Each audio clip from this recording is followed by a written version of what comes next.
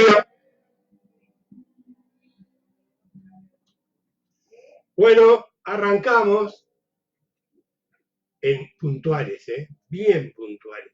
Decidí empezar así, para que ustedes vean la imagen que tengo de esta ciudad de Miami, totalmente vacía. Totalmente vacía es una exageración, pero para lo que estamos acostumbrados a vivir acá y saber el movimiento que hay sobre los sábados, les digo que esto es la desolación. Tengo la impresión de que la gente está acatando los pedidos de las autoridades para que se cuiden. Yo salí a caminar hoy, que se aconseja no salir, pero si tienes y mantenemos la distancia, creo que no hay peligro. Es lo que hago. Y después cumplo con todos los requisitos, lavarse las manos, bañarse, limpiar los zapatos, todo lo que dicen que hay que hacer, lo hago. En Estados Unidos, yo tengo acá las cifras, vamos a verlas actualmente. En Estados Unidos, que está a la cabeza de esto, y avanza. Para que tengan una idea, ayer había 100.000 en Estados Unidos, cuando empecé el programa. 104.000 era cuando empezamos el programa. O sea, hace 24 horas había 104.000. En este momento hay 122.000, casi. 121.500. Es lo que hay. Se extiende, si uno mira el mapa de los Estados Unidos, está cubierto. No sé, tengo la impresión que la peor situación de América del Sur es Brasil, donde hay unos movimientos políticos muy grandes que había que detectarlo. Hay una reacción negativa hacia Bolsonaro de mucha gente que lo apoyaba. Eso y está ligado al coronavirus, no a la acción de gobierno, sino a la forma como él manejó este tema, restándole importancia. De los que le restaron importancia, hubo 4 líderes, para decirlo de alguna manera. Uno fue Bolsonaro, el otro fue Johnson, el de Gran Bretaña, Trump y López Obrador. Hoy López Obrador cambió la estrategia y ordenó, le pidió a la gente que fuera que se quedara en sus casas. Bueno, acá en Estados Unidos hace tiempo que se aplicó no el criterio del presidente, sino el criterio del sentido común de los asesores en salud. Pero la pandemia esta se extiende. Y hoy voy a tener en unos minutos al doctor Joaquín Canaval. Joaquín Canaval es un médico venezolano, uruguayo, hace 45 años que vive en Venezuela, y como médico está informado todo, y él me decía algunas cosas que voy a compartir con ustedes, porque Venezuela tiene una situación sanitaria muy difícil, para decirlo de una manera suave y política, muy difícil, y hacía temer que una explosión de la pandemia sería algo terrible. Sin embargo, no ha sido así, por lo menos por ahora. Vamos a hablar eso con el doctor Joaquín Canaval, y después voy a tener el historiador, yo le digo el historiador mediático, porque lo encuentro siempre en los medios de comunicaciones. Alejandro aparte es muy buen periodista, y él sabe manejar los medios, entonces la comunicación de él es de la mejor. ¿De qué vamos a hablar con él? Bueno, con él vamos a hablar de todo, porque somos amigos hace muchísimos años, y le tengo un respeto impresionante, lo conozco desde que era un muchachito de 6, 7 años, y vamos a hablar de las historias de las pandemias, y en Uruguay fundamentalmente, o en el mundo, ¿no? Y vamos a conversar de otras cosas. Bueno, ustedes ahí tienen el panorama de cómo está viendo. Gracias, no pedí no pedí nada, y ahí están, Coco Catalione. Yo voy a hacer una pregunta y ustedes me contestan. Entre soportar, me están dando una mala noticia de Uruguay, el primer muerto por COVID-19 en Uruguay, esto de último momento. Me lo está diciendo una amiga de mucha confianza, por lo tanto, debo suponer que es cierto. No, arranqué mal. Roberto Ilaarse pregunta, Jorge, los pedidos de Interpol del gobierno norteamericano, los dirigentes venezolanos, ¿es persecución política o tiene alguna prueba? Porque dijeron mucho y probaron poco. No hablamos de este tema, lo vamos a hablar, ¿no? Hoy no sé, no le voy a sacar este tema al doctor Joaquín Caraval. Él vive en Venezuela, es un hombre que tiene una responsabilidad muy grande desde el punto de vista sanitario, en Barquisimeto, en una ciudad en el centro de Venezuela, y yo prefiero hablar de la epidemia y no de política. Con ustedes hablo de política. Sobre ese tema estoy muy informado, o sea que podemos hablar, pero no lo quisiera hacer con Joaquín Caraval. Pero Robert, te tomo la idea y arrancamos a conversar. Ya me hiciste una pregunta y que te la tengo que responder. Yo le estoy diciendo a todos que pregunten. Cuando preguntan, respondo, no eludo. Y pueden preguntar lo que quieran. Esta es una pregunta difícil, pero pueden preguntar lo que quieran. Es decir, te digo difícil, Robert, porque yo he opinado muchas veces sobre Venezuela, pero esa es otra historia. Vamos a conversar esto. Yo incorporé, un segundo, llamen y regístrense de una manera para tener una idea de quiénes están del otro lado. Robert, Mariela, ya hicieron acto de presencia. Yo tengo esa imagen. Voy a hacer lo siguiente. Yo prefiero que ustedes vean eso que están viendo a que vean mi cara. Que diga la verdad. Prefiero eso a que vean mi cara. Yo me siento medio incómodo porque soy medio de gesticular, de olvidarme, no le presto a la cámara, como es normal cuando se trabaja en televisión. Es decir, lo más importante es saber que la cámara no existe, pero bueno, ustedes deciden. Las primeras 10 que digan, esta es la imagen que hay que mantener del programa, va y sigue esta imagen, que es preciosa, creo que es preciosa. Si no es, me lo dicen también. Más linda que mi cara, estoy seguro que es. Bueno, hola Ninoska. Ninoska desde Salto. Salto, país de Ninoska, dime por una amiga de toda la vida. Vamos a ver si hablo con el doctor Joaquín Caraval. Como ahora estoy tranquilo, porque ustedes no me están viendo, estoy yendo a mi celular para llamar a el doctor Joaquín Caraval. Voy al celular, voy a ver acá en WhatsApp, Catherine me mandó una foto, ahora la veo. Vamos al WhatsApp a ver dónde puse el teléfono de Joaquín. El teléfono de Joaquín lo tengo en mi directorio, como dicen acá. Bien. Vamos a contactos, busco a Joaquín, no se enoje, te vas a dar cuenta que me va a decir canario, porque es menor que yo, Joaquín, pero bueno, se me conoce de toda la vida. Joaquín Caraval, aquí ya estoy, y vamos a llamarlo, ya está. Y mientras tanto ustedes tienen esa programa. Buenas noches, José. Es cierto, lo publicó el diario El País, bueno, arranco con una mala noticia. Vamos. Me está sonando el teléfono. Espero que Joaquín se haya acordado que yo le iba a llamar. Ahí está sonando. Joaquín. Aló, sí. ¿Me escuchas? ¿Me escuchas? Perfectamente, Jorge. ¿Cómo andas? Bien, Joaquín. Muchas gracias, primero que nada. Tú sabes que me estaba acordando, porque para decir cuántos años hace que estás en Venezuela, tú llegaste a Venezuela en el 1976, si no me equivoco, venías de Perú. Venías de Perú. Exacto. El doctor Exactamente. Exactamente. ¿Cómo me acuerdo? Llegaste con Camila, ya había nacido.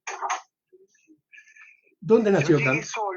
Yo llegué solo unos días antes. Sí, unos días antes de Rosario. Y a los días llegó Rosario con Camila. ¿Camila dónde nació? Porque Camila nació en Montevideo. Salió de un mes.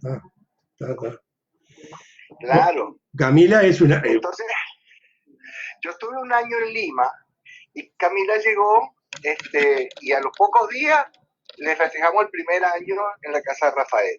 De Rafael Vidal, el ingeniero Rafael Vidal y Ana del Bene, que todavía no había nacido Manuel. Estaba ahí, estaba por nacer. Había nacido Manuel y Rosario le daba teta a ambos. son hermanos de leche. Son hermanos de leche. Manuel, ¿Por qué? Porque Ana no Manuel, tenía. no con Camila. Se le había cortado la leche, lloraba mucho Manuel. Ah, no sabía eso. Entonces, Rosario, estando viviendo en lo de Rafael, nació Francisco el 21 de diciembre. Entonces, Rosario tenía suficiente leche y le daba a Francisco y a Manuel, cuando Manuel necesitaba. Increíble, ¿no? Sí, ustedes eran muy amigos. Yo siempre cuento la historia. Ya vamos a entrar en tema, Joaquín, porque una de las razones es hablar sobre Venezuela en la parte médica y o lo que quieras, ¿Cómo no? y la otra es, porque esto no es un programa de televisión ni un programa de radio, no tengo una idea clara de cuánta gente hay del otro lado, eh, pasa mucha gente, otros se quedan, pero bueno, una charla entre amigos, y tú eres amigo mío de hace muchísimos años, antes que te Pero casaras con Rosario. Por supuesto, desde la FEU. De la FEU, exactamente. Y tú estudiabas medicina en la FEU, ustedes eran todos unos delincuentes, los médicos. Y ustedes, los economistas, estudiantes de bueno, los economistas éramos bandidos, pícaros. Eran los genios que entendían todo. Bueno, espero que esté saliendo bien. Yo no tengo forma de chequear. Alguien me diga, está saliendo bien. Por favor, de los que están escuchando esta conversación, y entramos de lleno con Joaquín Canaval. Doctor Joaquín Canaval. ¿Tú eres cardiólogo, Joaquín? Sí, yo soy cardiólogo. Cardiólogo, a lo que te dedicas. Pero como todo médico, supongo que te has preocupado por tener la mayor información sobre esta pandemia, creo, me imagino.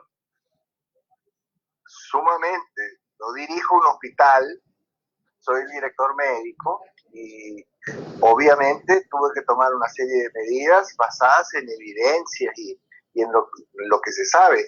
Se produjo mucha información de diciembre a marzo sobre el coronavirus que en los últimos 10 años anteriores. Imagínate tú si habrá información. Acababa de hablar un profesor infectólogo conmigo y me decía, es indigerible tanta información. Entonces hay que saber filtrar y las redes muchas veces dicen cosas que no son y hay que tener cuidado. Pero sí he estudiado mucho sobre eso. Joaquín, vamos diciendo, tenemos tiempo para algunas cosas. Venezuela tiene, para guiarnos por un segmento importante de la prensa internacional, un problema serio de salud, digo, de sanidad, ¿no? ¿Es así o...? De salud pública. De salud pública. ¿Es así? Sí. Es realmente así. Yo diría más que un problema serio, un colapso del sistema de salud pública, colapso general, digamos. Para que tengas una idea, en los últimos 20 años en el país no se hizo ningún hospital nuevo, ninguno, salvo el cardiológico de Caracas, que fue un hospital de niños y que está prácticamente funcionando al 10%. Pero las ciudades están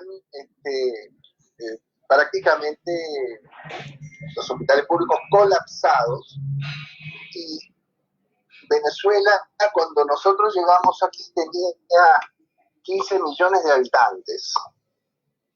Ahora tiene, el censo del 2009 tenía 23, ahora tiene 33, 10 millones más de habitantes para la misma estructura física, pero totalmente abandonada.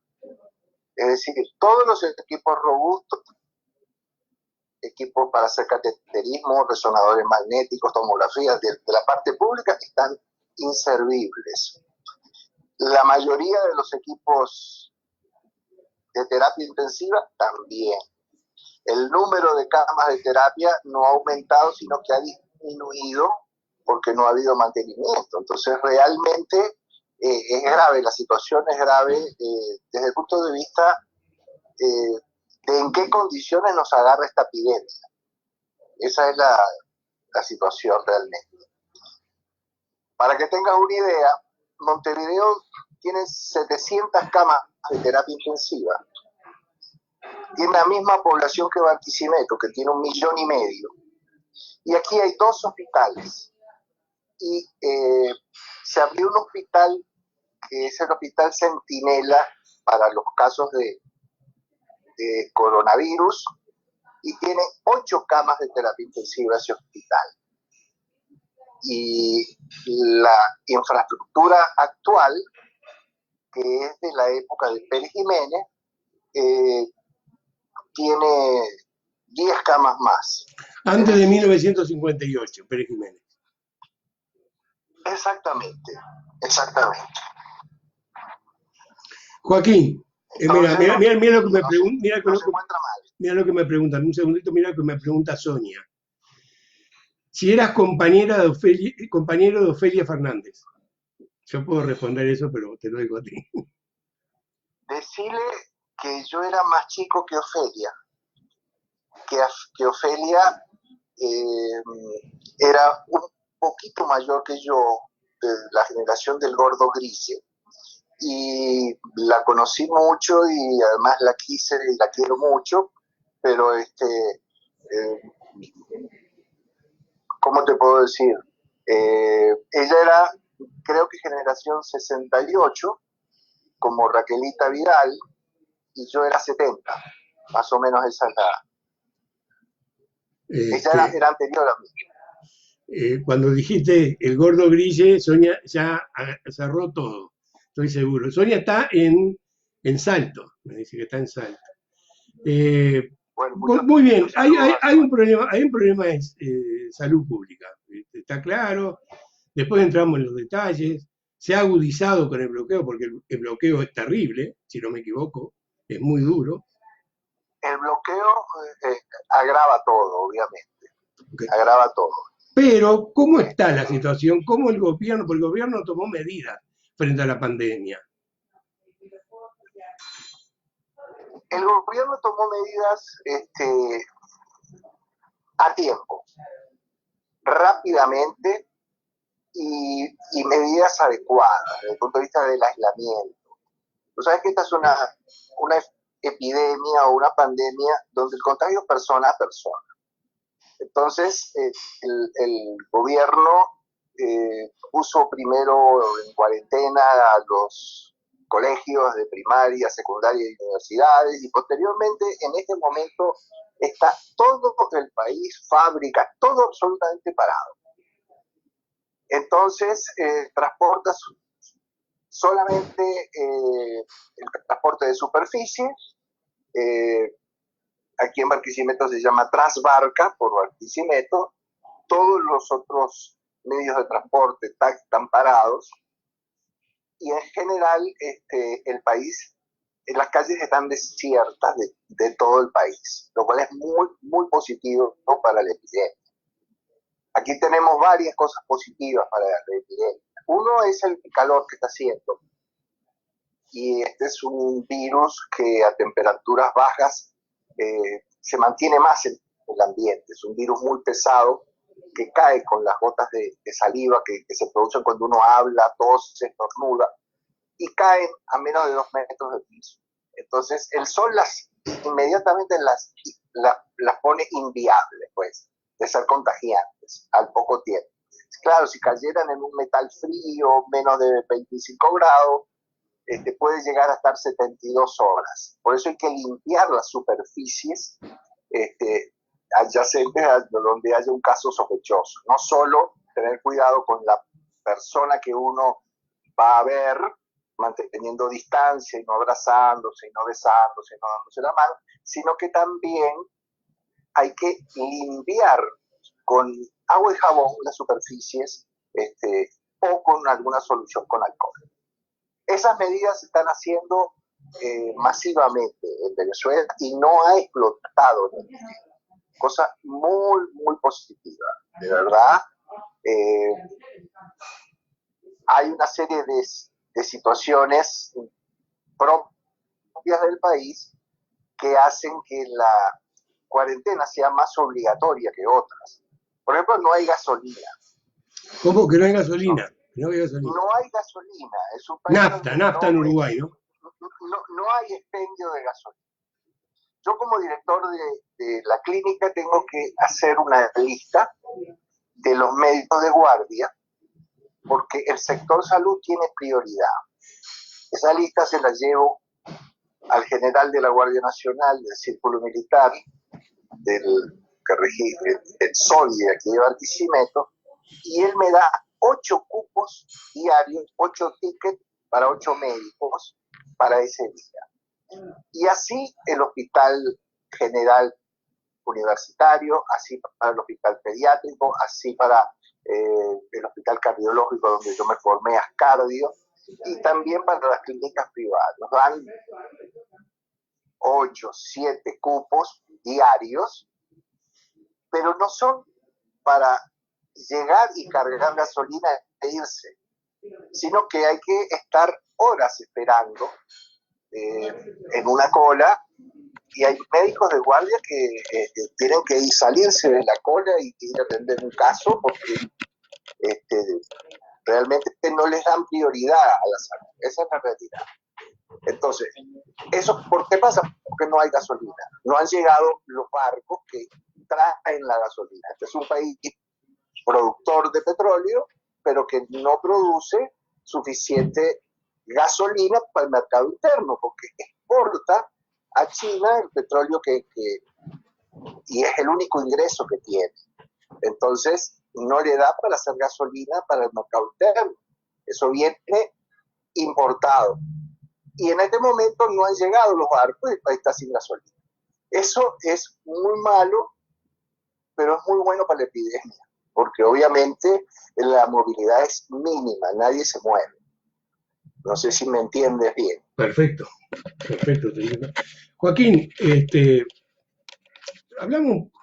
¿podemos hablar de política? De lo que tú quieras, de lo que tú quieras. No, porque acá, te voy a explicar por qué. Yo sé que puedo hablar contigo, pero Y hay te que digo tener...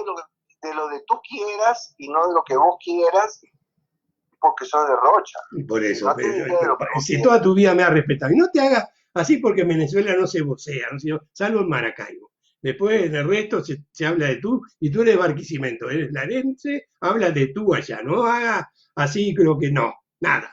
Mira lo que me pregunta No, Carolina. yo cuando hablo con mis hermanos me pongo el traductor automático y me sale en uruguayo enseguida, al segundo. Y con mis pacientes hablo venezolano que no notan que soy uruguayo, ¿te das cuenta?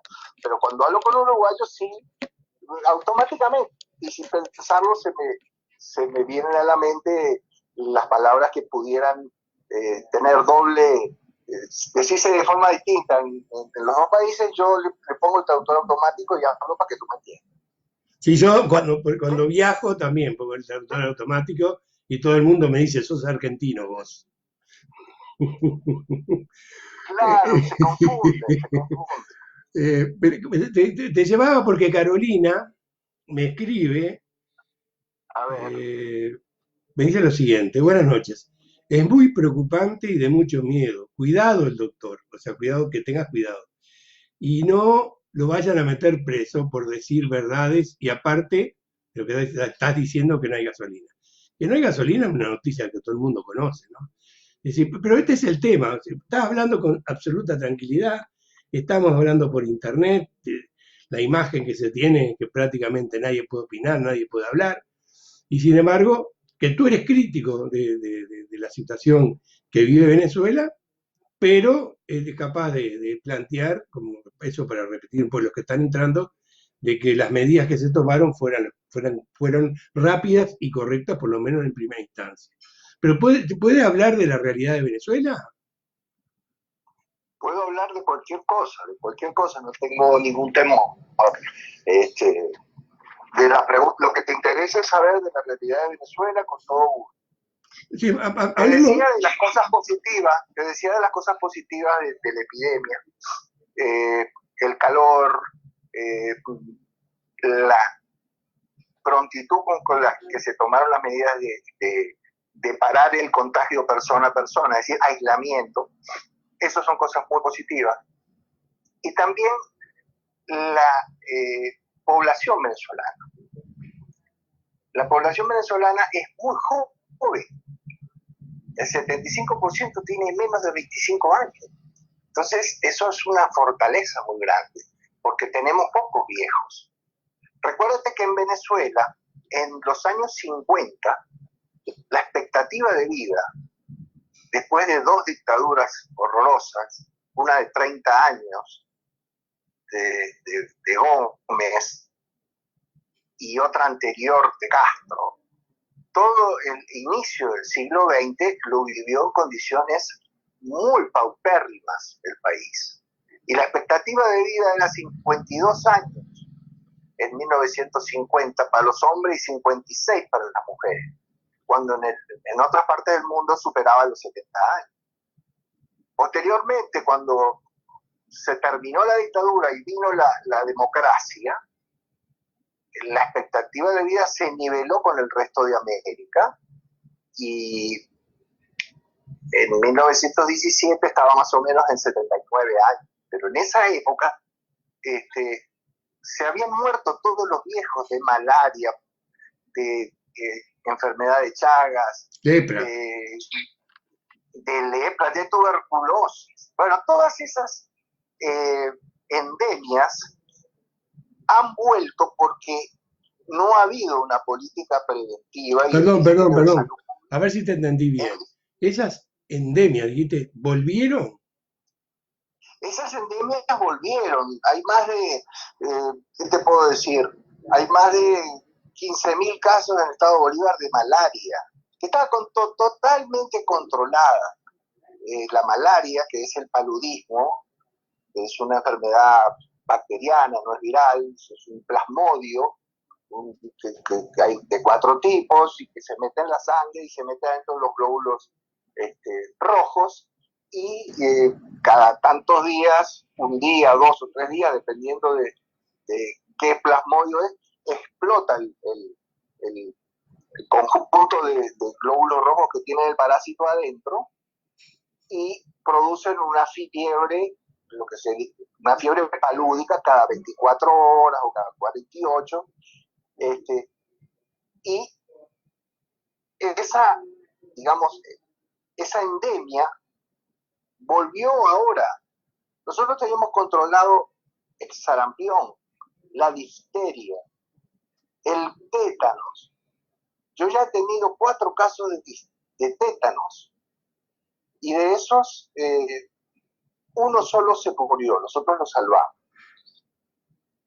Pero hay casos de difteria, hubo muchos casos de difteria cerca de Barquisimeto, en Valera, aquí en el estado de Trujillo, que es contigua a Lara, y hay enfermedad de Chagas aguda y sobre todo un pico enorme de tuberculosis, porque además eso se asocia a las condiciones socioeconómicas de la gente, a los pocos ingresos. Recuérdate que aquí un obrero gana $5 por mes, más o menos. Salario mínimo es entre $5 y $6 por mes. Entonces, hay dificultades muy grandes, pues, en lo económico, ¿no? Joaquín, me acaba de llamar un señor que trabaja para mí, cuando yo voy a donde él está, y él me hace una serie de servicios y me manda un sticker con 2 manos juntas, así como pensando, y decía, por favor, mándeme algo, porque ya no tienen para comer. Esa es la situación de mucha gente aquí. ¿Qué me decía, Jorge? No, por el tiempo, porque nada más, pero pensé que había hecho una pausa y arranqué para ahí. Pero, de todas maneras, hay un pantallazo, hay una cosa positiva y las negativas no son de ahora, ¿no? No es de esta última semana. No. Vinculado con la epidemia, tenemos un solo muerto y 130 casos, muy pocas pruebas, se hacen muy pocas pruebas porque tenemos muy pocos test, solamente se hacen con doble criterio, es decir, que el paciente tenga un contacto con alguien que haya viajado o que esté positivo y que además tenga síntomas. Si es contacto, pero no tiene síntomas, no se le hace nada. Y tampoco se considera que el virus ya ande en la comunidad, como ocurrió en Uruguay, donde ya hay casos que no se les puede seguir la pista epidemiológica, que vinieron por esta vía, ya sea la de Salto o la de la viajera de Europa que tuvo en un casamiento y contaminó a mucha gente. Aquí todavía estamos atrasados en eso, porque los países que han superado el pico epidémico son los que hacen más pruebas y permiten aislar con mayor eficiencia los casos sospechosos y los transforman en es positivo o es negativo al día siguiente. Y ahora inclusive salió una prueba que a los 15 minutos te dice. Pero aquí son muy escasas las pruebas. Las pocas que tenemos las donó China. Y en ese lote vinieron un sector muy grande de test que eran falsos. Se descubrió eso en Madrid. Nos avisaron que ese tipo de test era una falsificación mala y bueno, salieron el gobierno lo sacó. Pero eso, digamos que ocurrió aquí y ocurrió en España. Y ahora tenemos test adecuados, pero la cantidad es muy bajita. China anunció que iba a sustituir eso. No era responsabilidad del gobierno chino, pero dijo que, tengo entendido que le dijo a España que lo iba, y supongo que a Venezuela que va a cambiar, a aceptar como que fueron ellos los responsables, aunque no lo fueran por lo que dijeron. No, por supuesto, eso no fue el gobierno chino que mandó eso. No sé, quiero que te diga la verdad, Joaquín. Sí. ¿Qué opina la oposición, la prensa opositora en China? ¿Cuáles son las opiniones?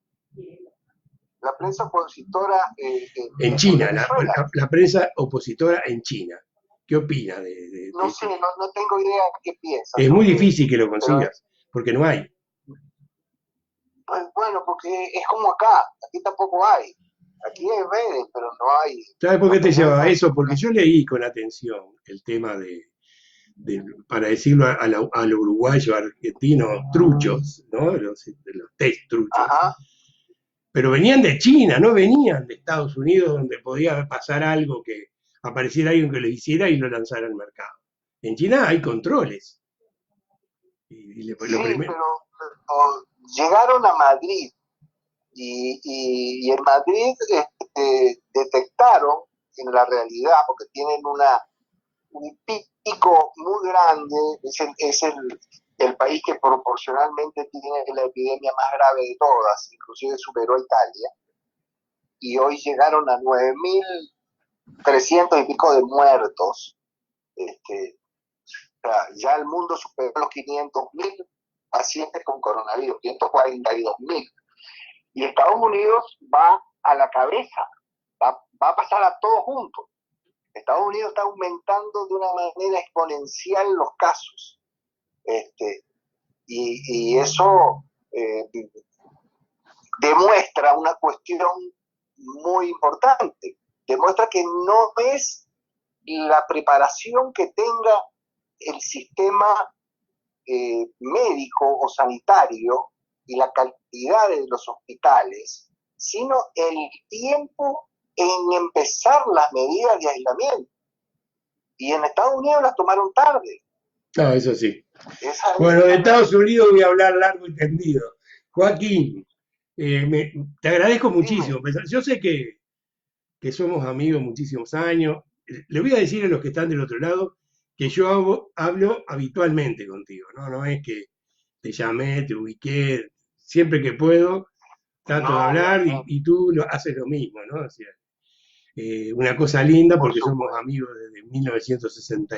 Tú entraste a la universidad en 69, en el 70. Sí, sí, Yo, sí, yo yo entré en 70, pero ya antes yo te conocí en ti en 68, así que cuando fíjate, estaba en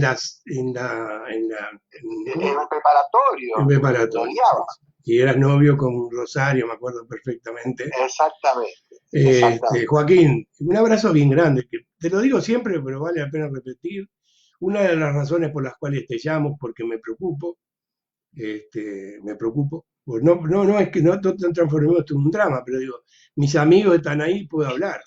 Así que el agradecimiento es porque Por tiene un supuesto, toque. bueno, te mando un abrazo apretado que por esta vía te lo puedo dar, porque si estuviéramos viendo no te lo podría dar. Sí, Así de simple. es cierto, es Así que un abrazo grande y te quería agregar una última cosa nada más sí, con relación a la epidemia. El personal sanitario tiene 3 veces más riesgo de contraer la enfermedad que el personal no sanitario. Es decir, médicos y enfermeras tienen te voy a dar una tres noticia, veces, te voy a dar una tres noticia. veces más riesgo. Y la otra cosa que en China la principal causa de contagio se dio adentro de hospitales, 41% adentro de hospitales. Entonces, eso hace que sea un riesgo enorme para la población sanitaria.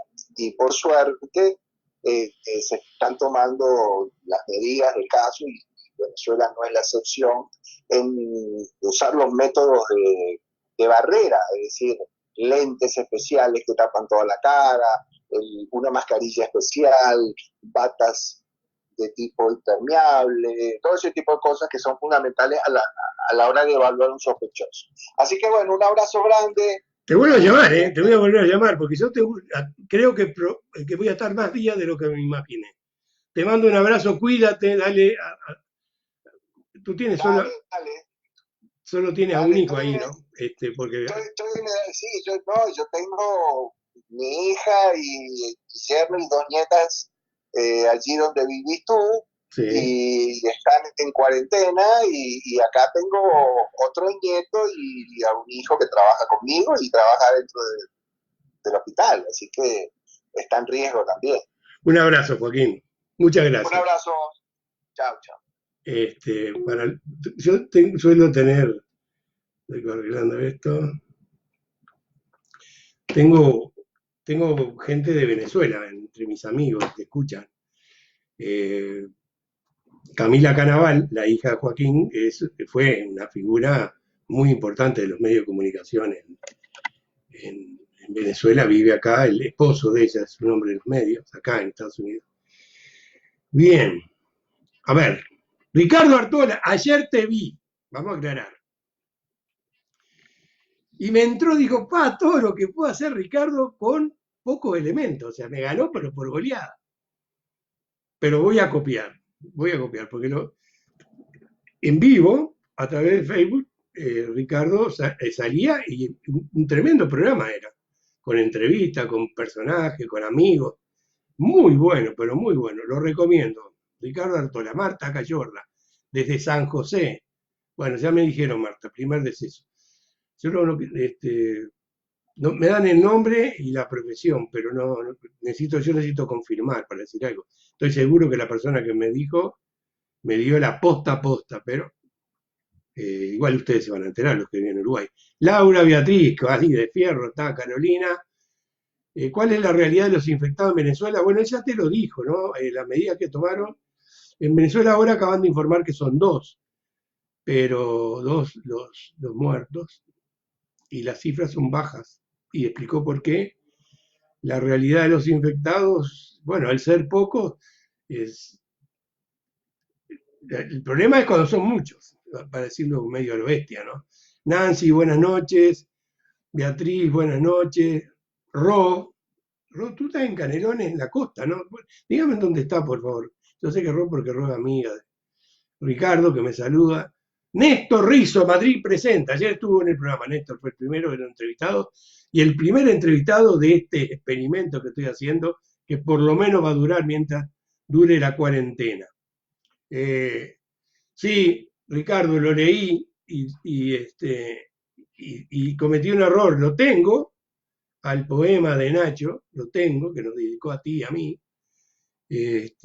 lo tengo, y lamentablemente, como estoy usando toda la pantalla, me va a costar encontrarlo, pero bueno, en algún momento salgo de esta pantalla y encontramos el poema que nos dedicó ayer el gran Nacho Suárez. Daniel, Jorge, y saludo a la audiencia. Hoy un poco atrasado. Acá no hay obligación de venir a la hora. Aclaremos bien a la hora que se les antoja. Daniel es una persona que sabe mucho, que tiene, si no me equivoco, Daniel tiene un vínculo importante con China. Hoy un poco atrasado viendo información en China con relación a los estudios clínicos del doctor Francis. Ok. Ya tengo a varios que están del otro. Vamos a la etapa de preguntas. Voy a esperar unos minutos y vamos a estar con el profesor Alejandro Jiménez. Y vamos a hablar de todo también con Alejandro, pero no vamos a hablar del coronavirus exactamente porque ni él, ni el médico ni yo, ¿no? Aquí está. Ahora me confirma porque son todas las personas que me están diciendo. Ya son dos. Una fue Mariela, la primera que nos pasó, y ahora es María. Pero María, tú estás en Estados Unidos, bueno, no significa ni significa nada. María está en Estados Unidos y me dice, la persona fallecida en Uruguay es fulano de tal. Perdón, Ricardo Artola sigue viendo en Trescuse, me pregunta Néstor Rizzo. O sea que te conoce. Perdón, yo como periodista, un defecto periodista. Este no es un programa de televisión ni un programa de radio, yo no soy un periodista, soy un compañero que lo va acompañando en la noche, estamos en una rueda, lo único que falta es el café, falta la cerveza, falta el refresco, falta el whisky de 8, 12, 15, 18, yo tomo 18, soy fino. No, de otra cosa que sí, Sonia me dice, Jorge, a mí me gustaría hablar de otra cosa, para eso está. En realidad, a Joaquín, la intención era que hablara de Venezuela, y habló de Venezuela, no del Uruguay. Sonia, y además, yo tengo el nombre de la persona fallecida acá, pero no tengo la confirmación, y aparte, no creo que sea muy importante para lo que estamos haciendo. Entonces, en Uruguay van a estar enterados todos de lo que está pasando. Yo hoy en Uruguay, ¿sabes lo que vi? Tengo la posibilidad de ver los canales de televisión de todo el mundo. De todo el mundo es una exageración para agrandarme, pero en realidad puedo acceder. Y hoy me fui a ver que había Uruguay, me quedé en un informativo y luego empecé a ver lo que había. Fui a BTV, que es el primero que arranco. Después fui a Canal 4, Canal 10, y en el Canal 2 estaba jugando Ghana y Uruguay, en Sudáfrica. Y aunque les parezca mentira, yo ese partido no lo vi completo cuando fue el partido, no lo vi completo. Después explico, no pude verlo. Y lo vi, ahora lo vi, con el loco Abreu ahí del otro lado haciendo comentarios de cómo vivió eso. Es chico este mundo, muy chico, hoy es muy chico. Ahí está, Sonia también me dice, que es el Rodolfo González Risotto, ex ministro de la Corte Electoral. Es el primer fallecido en Uruguay, no es una buena noticia, de luego, más allá que todos saben que las posibilidades de morir están arriba de la mesa, y bueno, le tocó a Uruguay, que era de los países que no tenía muerto. Voy a actualizar algunas cifras y vamos a buscar el crimen.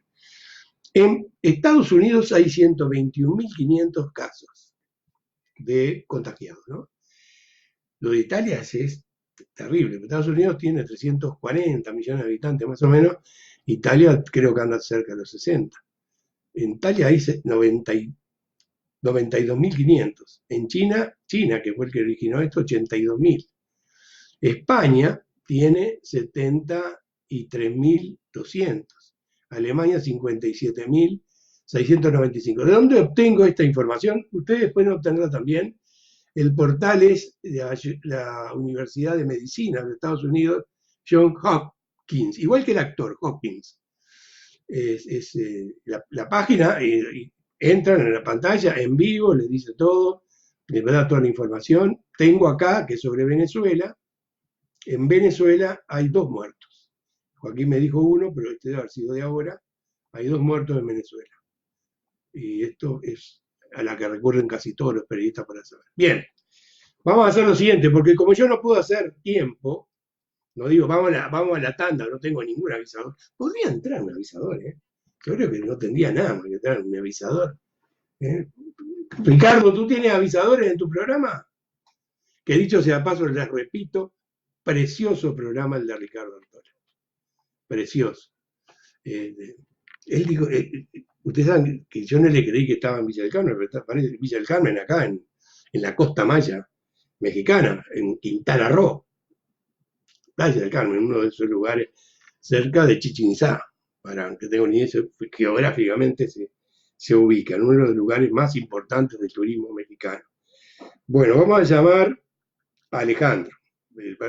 Yo no tengo una agenda, no tengo una secretaria, no tengo una productora, no está Catherine Chimicet, está acá conmigo para ayudarme en esto. Entonces, como no es, me ven acá, tengo el teléfono, acá tengo el teléfono, voy a contacto, no, tengo que ir porque le voy a ir a discar. Keypad en inglés, porque el mío está en inglés. Y vamos a llamar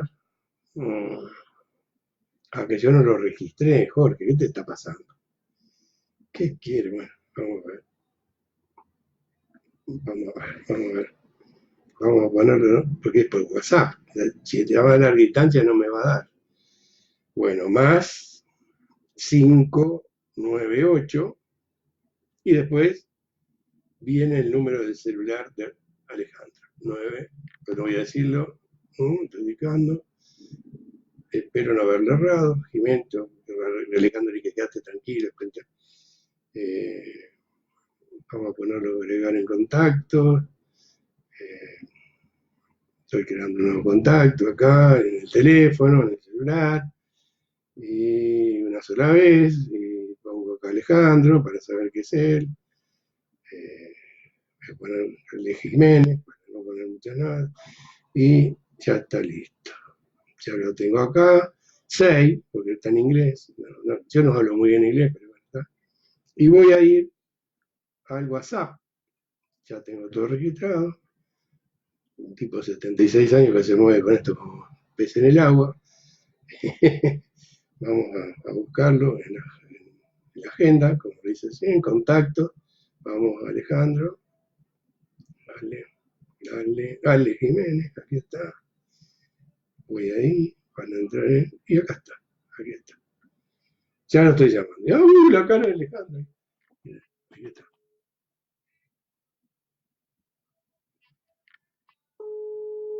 Esta es la cara de Alejandro.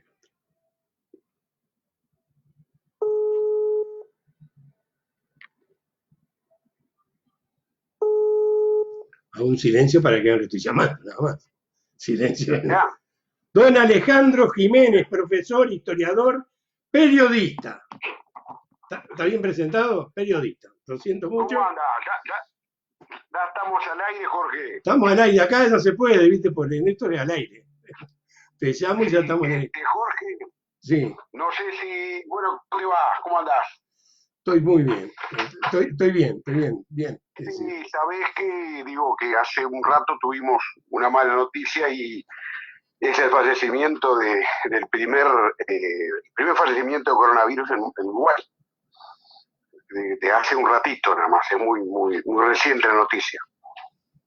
Hola. Sí, no, los amigos de Uruguay ya me lo avisaron, hasta el nombre me dieron, profesor. Sí, mirá, y a su vez tengo que hablar de él porque habla tranquilo. Era de mi palo, era historiador, ¿no? Rodolfo González Risotto, historiador egresado del IPA, también fue director de educación en el gobierno de la calle, mejor dicho, de la calle de Herrera, y por supuesto que a su vez también su esposa, que es Susana Rodríguez Varese, también era compañera del Museo Histórico, y bueno, sorprende, digo, y realmente conmueve, ¿no? En mi caso, porque a su vez es alguien que uno conoce. Y estas cosas, cuando conoces, es como que genera más cercanía y realmente nos tiene que llamar, evidentemente, a lo que es cuidarnos y realmente tener conciencia de que esto realmente es serio, ¿no? ¿Tú te cuidas, Alejandro? Sí, yo estoy adentro,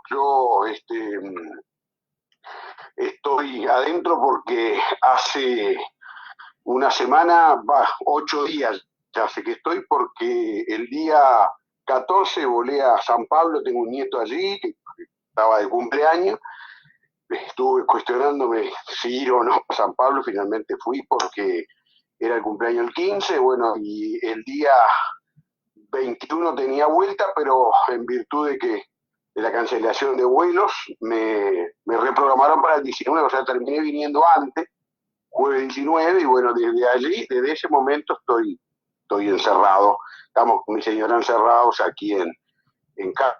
Bueno, no, pero por suerte el tiempo ha Contagiado no estás porque favorecido. ya pasaron los 14 días. Contagiado no estás.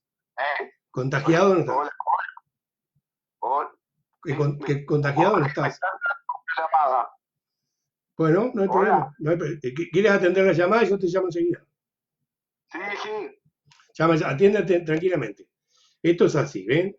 Alejandro, lo corto porque le estaba entrando una llamada.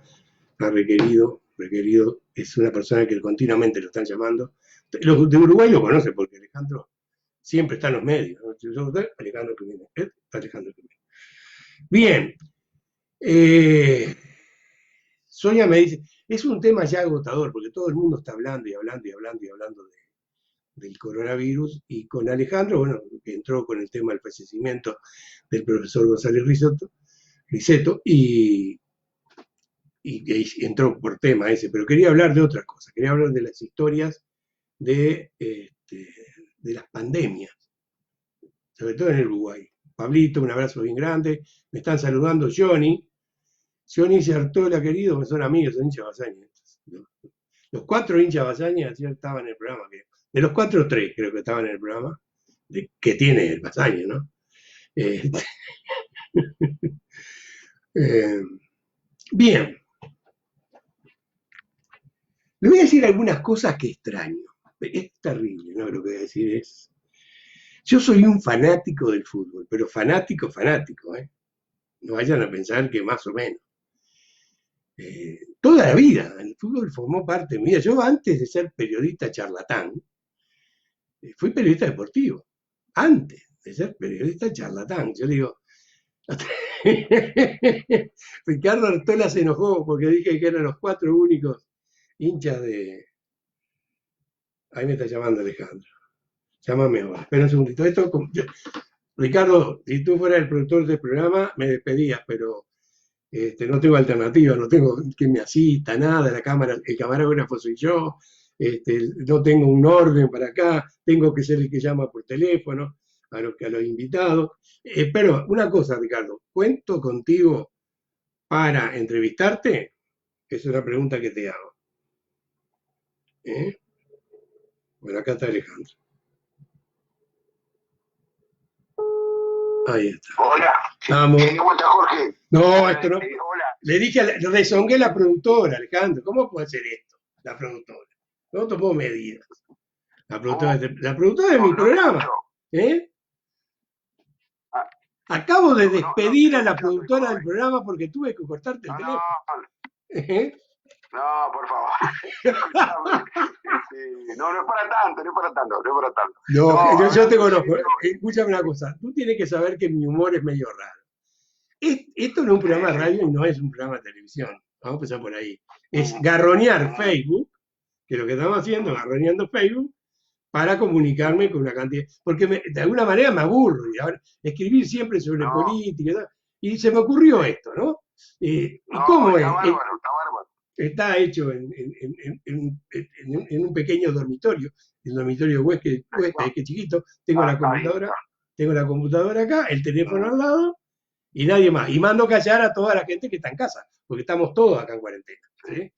Silencio, que se escucha. Jorge, mirá, yo te quería comentar que justo una llamada de otro colega porque que también conocía a esta persona, Rodolfo González Risotto, o sea, evidentemente se dio de que además es una persona que es era vinculada al ambiente de la investigación histórica y a su vez también, bueno, por supuesto que también fue muy vinculada al Partido Nacional también, y bueno, se da esta situación, hace un rato fue anunciada, y nos tiene que llamar evidentemente en Uruguay, que todavía estábamos como así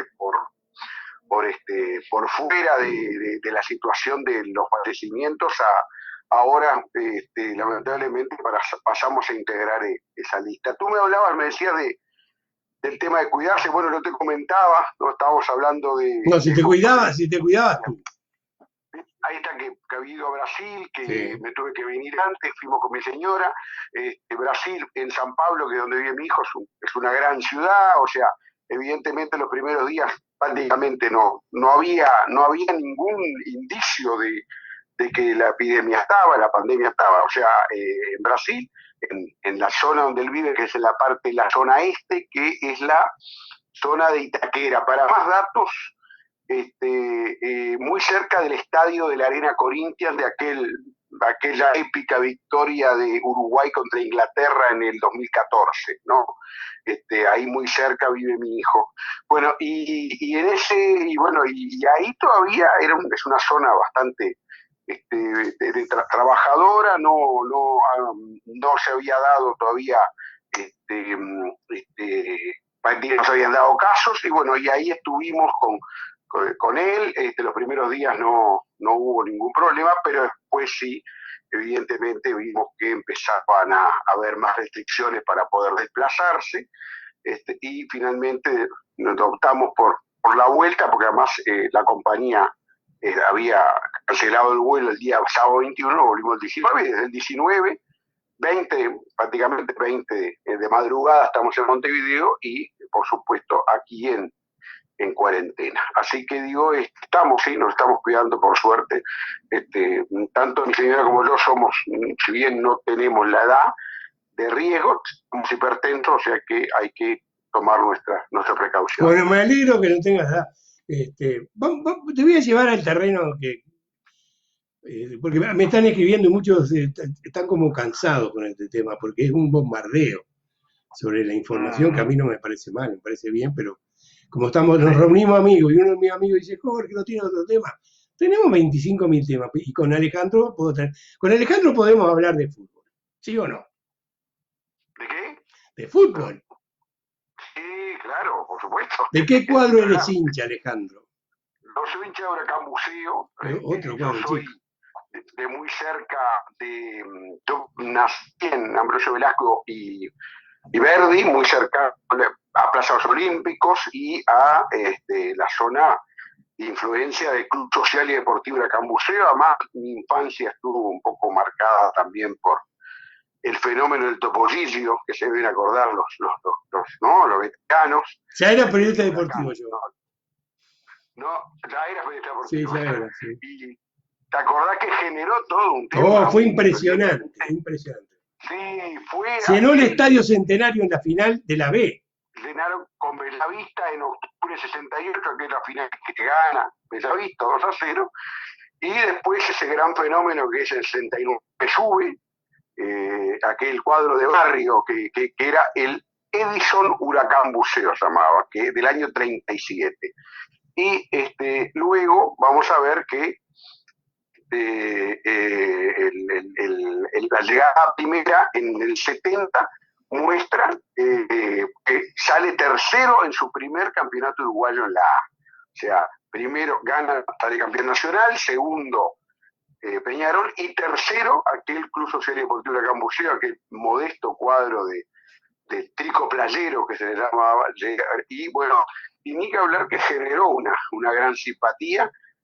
No te voy a negar, viste, que mi papá, viste, que tiene 93 años y está muy bien, está por supuesto en su casa en Las Toscas, está haciendo la cuarentena. Mi papá me llevaba a fines de los 60, a fines de los 70, no nací en el 61, me llevaba a ver a el Peñarol de Spencer y Joya y Rocha, o sea que, ¿no? Pavada de equipo, y en donde también aprendí admirar a uno de mis ídolos de la infancia, también que fue aquel gran arquero que estuvo acá hace poco en Montevideo, Ayrton Correia da Ruda Manga, aquel mítico brasileño, ¿no? Que había sido golero en el 66 de la selección brasileña. Bueno, eso fue un poco lo que marcó mi comienzo por la afición futbolística. ¿Te puedo hacer una pregunta? A ver si... Sí, como no, la que quieras. Ok, no, porque tú eres periodista también, entonces te largo el micrófono y puedes hablar ahora. Bastante retirado con esa faceta. Pero yo te veo, mira, Alejandro, yo prendo y estoy en Miami, ¿te das cuenta? Y prendo el televisor, te encuentro siempre, por una razón o por otra estás ahí. Escúchame una cosa, para el historiador, porque el bichito ese que tiene ahí, que lo noto, por eso te digo periodista, porque... Sí, claro. Aparte que escribes libros, que sacaste un libro hace muy poco, que vas y colaboras con la cantidad de gente, el periodismo se te nota, así que listo. ¿No te entró averiguar, mirar en la historia las pandemias, las características que han tenido y poder compararla con lo que estamos viviendo ahora? Sí, sin duda. Mirá, además te cuento que mantengo un ciclo en Radio Universal, en el programa de la mañana, en el programa que es entre las 10 y las 12, que se llama De Taquito a la Mañana. Los lunes, 10:30, estoy en ese programa, y hace ya casi 3 años en donde hago una columna de historia. El lunes pasado estuve hablando justo de epidemias de cólera, y el lunes próximo voy a hablar sobre las epidemias de fiebre amarilla, un programa además que por supuesto quien se puede seguir por supuesto por internet, ni que hablar, y también después la columna se sube en la página web de la radio. Sí, digo, lo que son las epidemias, que he estado hablando bastante porque fueron muchos los requerimientos estos días para que les contara un poco sobre lo que es. En el Uruguay, evidentemente, el Uruguay yo voy a arrancar en el Uruguay, podría hablar incluso de las pestes medievales o de la peste negra o de todo lo que eran aquellas enfermedades que se daban ya en la Edad Media, y las enfermedades que traen incluso, ¿no?, los europeos, ¿no?, que traen a América, ¿no? Sin que hablar las enfermedades como la sífilis, el escorbuto, lo que sé, distintas enfermedades.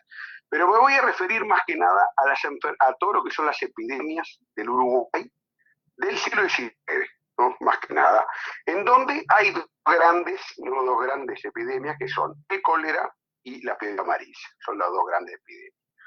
Y hay que tener en cuenta lo que era. O sea, yo el otro día me pidió, vos seguramente lo conocés, el amigo Pepe Sena, ¿no? Pepe Sena, gran periodista. Pepe Sena. Claro, para su programa de TNU de Canal 5 me pidió que le grabara un video, porque ahora está saliendo todo por Skype, por video, sobre lo que eran las epidemias, y bueno, yo les un poco contando y haciendo un ejercicio de imaginación. ¿Sí? En la historia tenemos que siempre hacer un ejercicio de imaginación con el presente, ¿no? Hoy, por ejemplo, vos estás en cuarentena, yo también. Yo, por ejemplo, hoy ¿qué tenemos para entretenernos? Muchísimas cosas tenemos. Tenemos Netflix, tenemos internet, podemos leer también, podemos escuchar radio, podemos hay muchas cosas, podemos ver TV cable, hay muchas cosas para hacer, ¿no? Podemos escuchar música, todo eso podemos hacer, ¿no? En una epidemia o en una pandemia. Bueno, en el caso de Uruguay, estamos hablando mediados del siglo XIX, las opciones no eran muchas. Primero, empezando, no había electricidad. La electricidad recién de 1886, o sea que medio de comunicación no había. La radio de 1922, la televisión ni que hablar de 1956 en Uruguay. Pero a su vez también, ni que hablar de lo que eran las condiciones en las cuales vivía la gente. O sea, el saneamiento en Montevideo recién de mediados del siglo XIX, el saneamiento. El agua corriente en 1971. O sea, había que vivir cuarentenas, ¿no? No como las de hoy que nos quejamos, ¿no? Había que vivir. Pero a su vez también, además de eso, digo, de vivir esas cuarentenas en condiciones bastante inhumanas, la atención médica era verdaderamente muy precaria. No había, por ejemplo, para desplazarse los médicos, no había tranvías, el primer tranvía en 1868, no había trenes en 1869. Los médicos andaban a caballo o andaban en carruaje. A veces no había caminos, o sea, y muchas veces la gente moría porque no daba el tiempo de que llegara a realmente poder auxiliar. Sin ni que hablar, por ejemplo, el cólera es una enfermedad, bueno, que todos sabemos que es un bacilo que viene de la India, pero a su vez supone una diarrea muy abundante y una deshidratación. Tal es así, la gente se moría a la hora de caer enferma, una hora después se muere. O sea que si hoy vemos, o sea, tenemos, o sea, una idea de lo que es, o sufrimos una cuarentena, en aquella época era realmente muy penoso, ¿no? O sea, vivir en esa situación. Hola. Sí, te estoy escuchando con atención. Sí, ahí está. No, quería ver si querías vos tener algún, porque yo me largo y mirá que si querías vos también hacer alguna pregunta o hacer alguna acotación, ¿no? Escúchame una cosa, Alejandro, esto no es un programa de radio ni de televisión. Sí, no. Si se me ocurre algo, aparte como me estás diciendo todo lo que necesito saber, y ahora yo tengo una pregunta para hacerte, pero ¿murió mucha gente en esas dos epidemias en Uruguay? Mira, en las epidemias de cólera, fundamentalmente, claro, estaba eso de que eran epidemias muy complicadas por lo que decíamos, por toda esa falta de atención médica, ¿no? Pero hay un dato muy interesante y es, o sea, todo lo que significa, a su vez, este tema de las epidemias, nos llevan o sea, a comparar hoy cómo entran las epidemias. Entran por los aeropuertos, en aquella época entraban por los puertos, ¿no? ¿Y cómo entraban? Entraban por el turismo, el turismo no había, o sea, en aquella época era muy difícil que se dieran fenómenos. El fenómeno del turismo tiene que ver más que nada con el trabajo, ¿no? Cuando el hombre necesita esparcimiento, y por eso es que en aquella época, siglo XIX, la epidemia llegaba con inmigrantes, ¿no?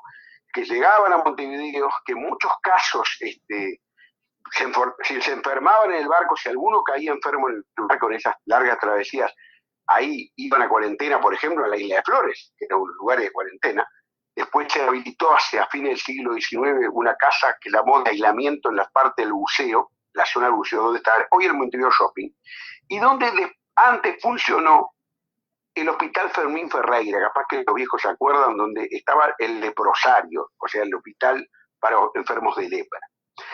Esa situación de aislamiento que había que tener cuando llegaban los enfermos a Montevideo, ¿no? Muchas veces hacía que igualmente pasaba que muchos de ellos iban a caer a donde, a conventillos. Eran estas casas, digo, de inquilinato, esas casas grandes, esas construcciones por piezas, y ahí es que en donde evidentemente se expandía, por ejemplo, en la zona de lo que es hoy el Barrio Sur, Aguada, Cordón, toda esa parte que había mucho conventillo, allí es que se difundía en gran parte la epidemia. Y ahí tenemos una diferencia importante con la actualidad, ¿no? Hoy en día, ¿dónde es que se da? Increíblemente, empieza las epidemias en los sectores más privilegiados.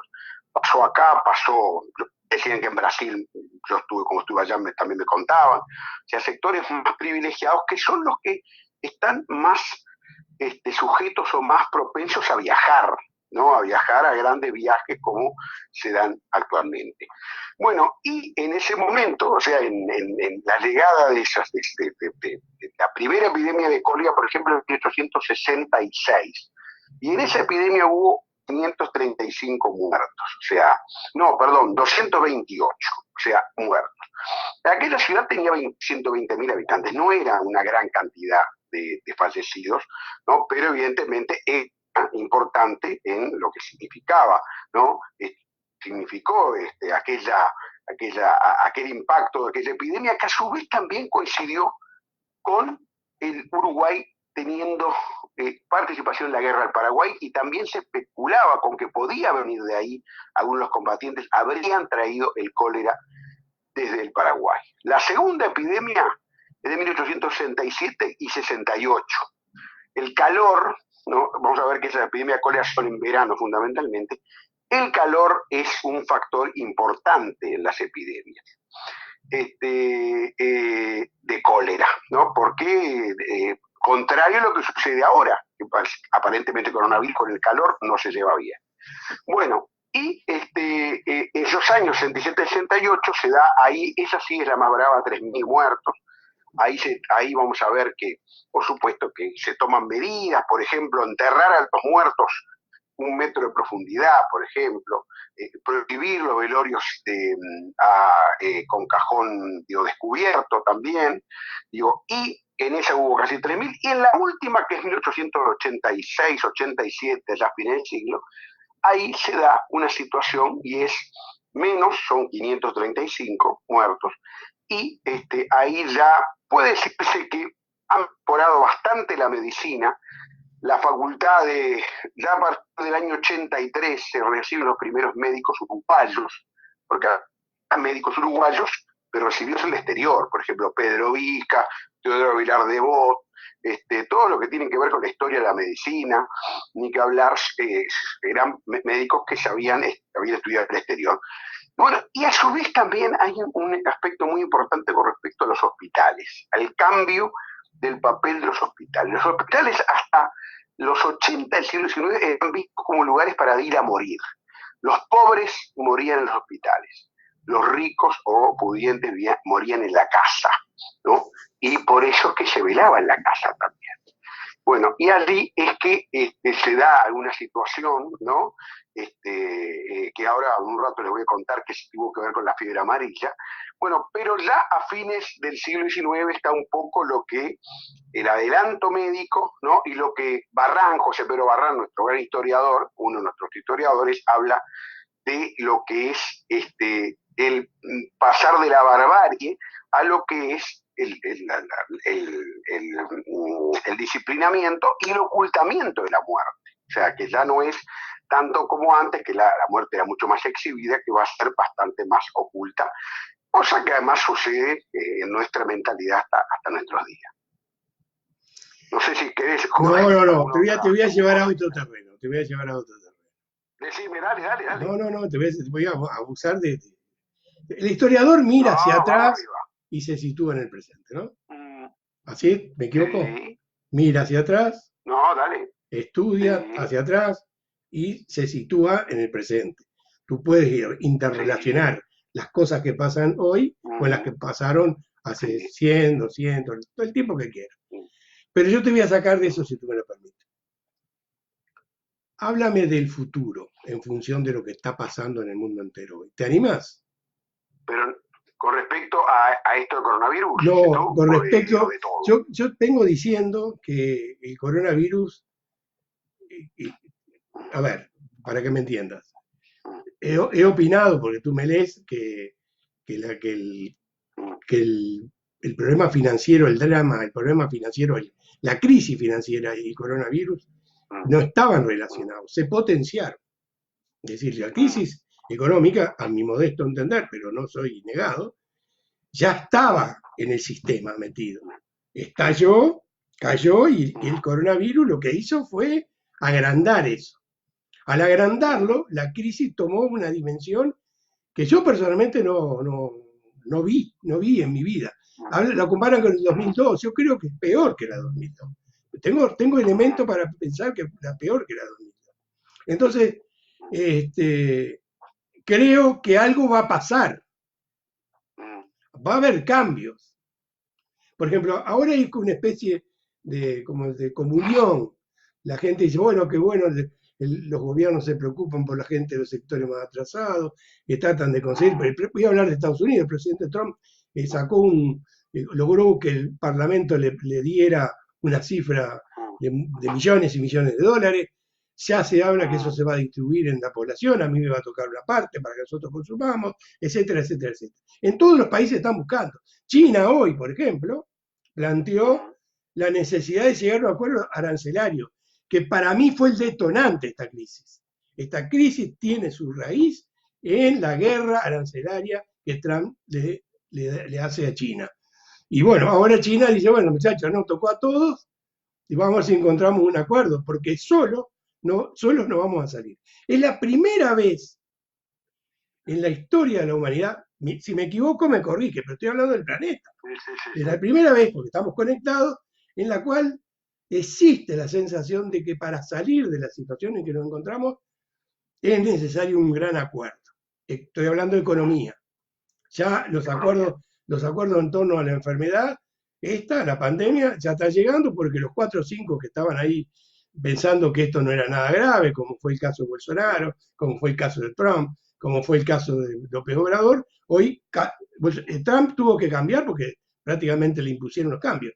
Bolsonaro está teniendo un problema político muy grande en Brasil y López Obrador se dio cuenta de que tenía que darse un cambio y ya lo anunció. Bien, pero hablando de economía, a la salida de esta crisis, ya no va a haber una comunión, ni un matrimonio, ni nada. Porque el modelo económico que nosotros vivimos es, vamos a tratar de salvar a los que tienen que salvarse, ¿no? Así como hacen con algunos enfermos en Europa, ¿no? Entonces, ¿cómo ves el futuro? ¿Te anima? No le estoy preguntando al historiador, le estoy preguntando a Alejandro Jiménez. Mirá, varias cosas, está bueno la reflexión tuya. Mirá, como primera cosa, a mí me parece que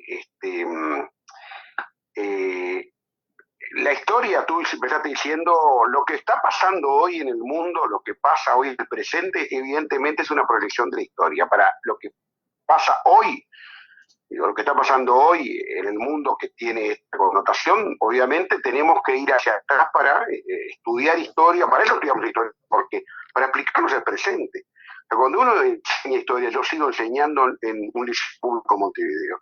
¿Para qué lo hace? Para que entiendan el presente, que creo que un poco yo por lo menos es siempre lo que hago hincapié en mis alumnos. Eso es muy importante. Por otro lado, a mí me parece, digo, que estamos hablando recién del siglo XIX, en donde también había elementos muy importantes, o sea, que estaban allí arriba de la mesa. En el siglo XIX se estaba desatando la revolución industrial, ni que hablar, se había desatado la primera, luego la primera parte, con el carbón, con la máquina de vapor, y luego va a ser en el 1800, en la segunda mitad del siglo XIX, todo lo que es a partir del descubrimiento del petróleo y de la electricidad. Y también eso se relaciona íntimamente con todo lo que significó después la lucha de imperios, la consolidación de los estados nacionales, la conformación de los imperios, ¿no? Y, por supuesto, lo que es pues las guerras mundiales, ¿no? Lo que pasa, yo lo que creo que la diferencia entre aquella época y la nuestra, ¿no? Es evidentemente la globalización. Es cómo llegan este tipo cómo llegan estos procesos o cómo repercuten en segundos en el mundo, ¿no? Cosa que antes no pasaba, ¿no? Hoy repercute una crisis de lo que sea, de la bolsa de Nueva York o una crisis de este tipo, una crisis de tipo médico, ¿no? ¿Cómo repercute? Y repercute en gran parte en el mundo y repercute en cuestión de segundos, ¿no? Por todo eso lo que algunos llaman, o sea, ya esta cuarta revolución que es la de la revolución informática, ¿no? Que evidentemente va a significar la globalización, o sea, lo bueno, porque es lo que es esa hiperconectividad, verdaderamente muy, muy buena tenerlo, que significa conocimiento, pero también, ¿no? La hiperconectividad significa, o sea, toda la consolidación de ciertos procesos a nivel de determinadas naciones que se van a prolongar o van a hacer explosión. Vos fíjate, o sea, tú hablabas muy bien, decías, el acuerdo, o sea, la necesidad de un acuerdo. Por ejemplo, Cuando la Primera Guerra Mundial termina la Primera Guerra Mundial, el Pacto de Versalles en 1919, hay un acuerdo, ¿no? Porque había que consolidar a los aliados y echarle la culpa a lo que llaman acá los imperios centrales, el imperio austrohúngaro y el imperio alemán. No hay, evidentemente, una consolidación de aquella sociedad de naciones que se había formado, el primer intento de unión de naciones. Vienen los fenómenos del nazifascismo en la década de 20 y 30, y bueno, viene otra guerra. Y cuando termina esa guerra, ¿no? Se genera la ONU, que es lo que hasta hoy en día, no, con luces y sombras, se ha mantenido como ese gran acuerdo, ¿no? Y la Guerra Fría, ¿no? Guerra Fría que fue evidentemente una división en bloques, pero también era un gran acuerdo, ¿no? Que al final de lo que es la caída del sistema socialista o del bloque soviético, fines de los 80, principios de los 90, genera un nuevo escenario hasta hoy en día, ¿no? Hoy en día se tiene, obviamente, una hegemonía de Estados Unidos que cada vez se ve más socavado, más erosionada por lo que es la emergencia de China, ¿no? Como potencia, ¿no? Y otros, o sea, bueno, por supuesto, la consolidación o la afirmación del mundo árabe, ¿no?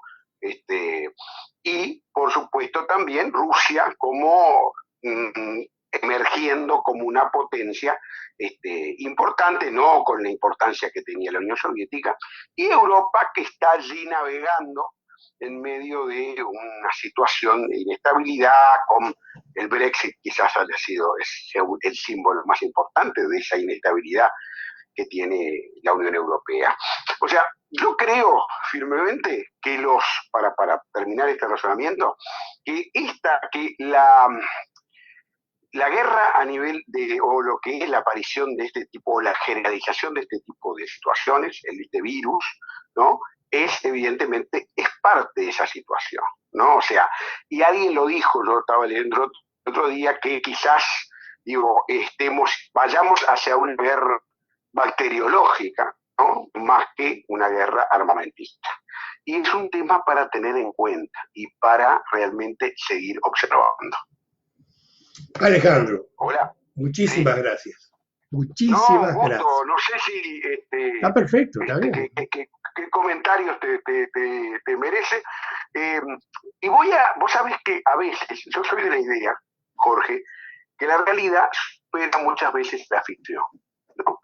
Y estos días se han recomendado unas películas alguna de ellas hay que ver, que un poco adelantan esta situación. Hay una muy interesante de 2008 que se llama Contagio, que es una película que habla de un virus que contagia al mundo. O sea, cómo a veces, ¿no? Pensarlo por ese lado, o sea, pensar de que hoy estamos ante un nuevo escenario, y es el escenario quizás de la guerra bacteriológica más que de la guerra de las armas. Habría que pensarlo, ¿no? O sea, ahí seguirlo estudiando y seguir viendo a ver cómo se desarrolla. Muchísimas gracias. O sea, muchísimas gracias. La verdad que este es un gesto de amigo. Por Montevideo, por supuesto, llamame y nos juntamos. Porque, cuando venga, ahora no sé cuándo será, porque con todo este tema. O sea, pues 2 años que no voy. Hace 2 años que no voy. Y yo tengo siempre buscadores, ¿no? Sí, yo sé que estás con el amigo Sergio. Un gusto. Sergio y Miguel Nogueira, que soy amigo de los dos. Sí, a las órdenes quedo por cualquier cosa. No, yo no sabía, cuando le llamé hoy, sabía que contaba contigo. Por supuesto que invito otra vez de Taquito a la Mañana, que es Universal 970, y que justo estoy haciendo un ciclo que es sobre las epidemias. ¿Quién conduce? Conduce, mirá, son 3 muchachas que tenían hasta el viernes pasado un programa en Canal 12 llamado Tarde o Temprano, que era de tarde. Sí, yo lo veía. Son Camila Civil, sí. Cecilia Olivera y Paula Echeverría, son las que conduce. Y voy además, a su vez, ya que estoy, agradecer que vos sabés que es una radio que realmente tiene un muy buen ambiente de trabajo y me dio la oportunidad. Yo hacía tiempo que estaba sin tener actividad a nivel de medios, y bueno, a partir de que me convocaron, me gustó pila, y además hay una cosa muy importante, me divierto mucho hablando de historia. Yo sé que yo te he escuchado, yo sé que te diviertes. Escúchame una cosa, te voy a pedir algo. Muchísimo. Sí. A mí yo tengo mucho tiempo, estoy jubilado, retirado, me permito estos lucos. Estoy colaborando con una cantidad de radios, una cantidad, parece 50 radios, en realidad son 5 radios, 2 de Uruguay. Bueno, estoy en Buscadores y tengo el programa en Madrid, que es Cazadores de Sueños, un programa que yo recomiendo, pero sí quiero decir algo. Dile a las muchachas que si me necesitan me pueden llamar cuando quieran. ¿Cómo no? Yo les digo, quédate tranquilo, que yo les digo que vos estás ahí a la orden, para que te llamen, y por supuesto que reitero un poco la invitación de vernos cuando vengas a Montevideo. Una pregunta, que estamos hablando, pero un segundito. Decime. Daniel Figares, ¿dónde está? En Universal, justo, está de tarde con Claro, sí, me parecía. Está Carlitos Peláez también. Sí, están allí. Hace poco empezaron, el otro día estuvimos. Yo con Daniel estuve en el año 96, hice una columna de historia durante 2 meses. El otro día hubo un lanzamiento de la programación de este año, pocos días antes de largarse este tema de la pandemia, y estuvimos con Daniel, un bicho de radio, ¿no? Un animal de radio, decía, ¿no? Un animal de los medios, no era solo radio. Daniel no era solo radio, era de los medios. Es de los medios. Sí. Bueno, ahora sí, tercer saludo que nos despedimos. Nos vemos. Gracias, Alejandro. Tengo que agarrar el teléfono. Para mí fue el gusto, la verdad que fue para mí. Bueno, lo que tengo que hacer es cortar acá. ¿Ves? Ya corté. A ver. Bien. Gracias, Jorge, tocayo mío, Jorge Diego, Gonzalo, que es otro de los que se suman. A mí les agradezco mucho que estén ahí, ¿eh? No es fácil, yo no sé con cuántas. Juan Sosa desde Panamá, si no me equivoco, el pelado. Desde Panamá. Lo que entra de Panamá no me entra. Entró Juancita. Y un abrazo grande, pelado. Te queremos mucho acá, toda la familia, siempre tratando de ver dónde está el pelado. Jorge Diego. Bien, perdón, antes que nada, Robert Hilarce, me pregunta, ¿los pedidos de Interpol del gobierno americano a los dirigentes venezolanos es persecución política o tiene alguna prueba porque dijeron mucho? Bueno, está ahí, la idea está clara, ¿no? Vamos a ver, voy a ir a los nombres. Yo sé que uno es Nicolás Maduro y el otro es Diosdado Cabello. Vamos a entrar en Google.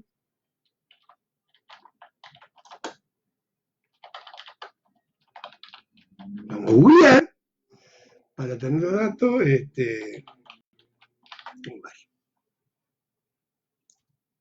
Reacciones, la red. Esta no me sirve porque puse algo que está mal. Vamos a ver.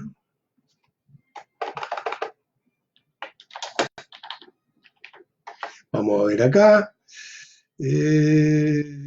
Ya, tampoco entré. Ah, está, porque estoy usando una palabra que no corresponde. Aquí está.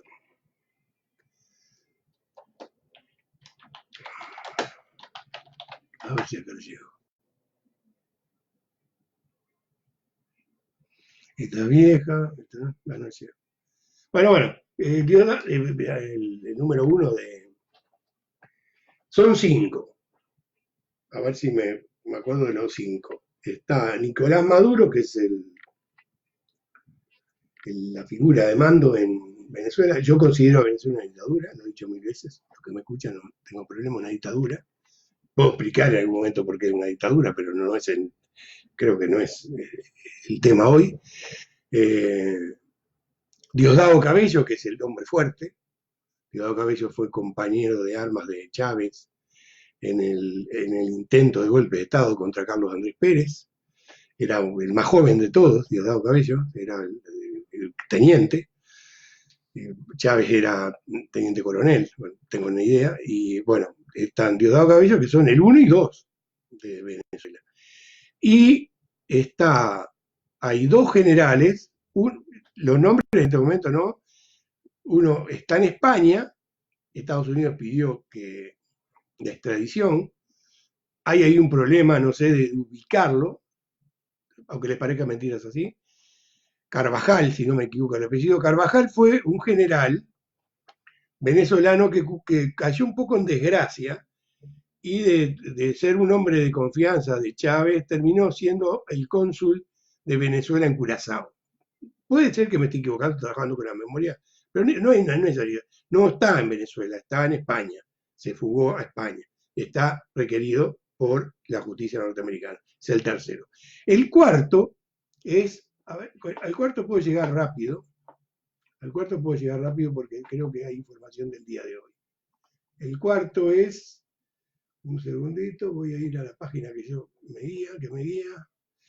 Son más de 2.000 muertos, confrontaría de España, de todo el mundo, de Estados Unidos, recorrido del coronavirus. El coronavirus ocupa casi todas las planas. Y a ver si voy a llegar hasta acá, hasta donde aparezca una noticia de Venezuela.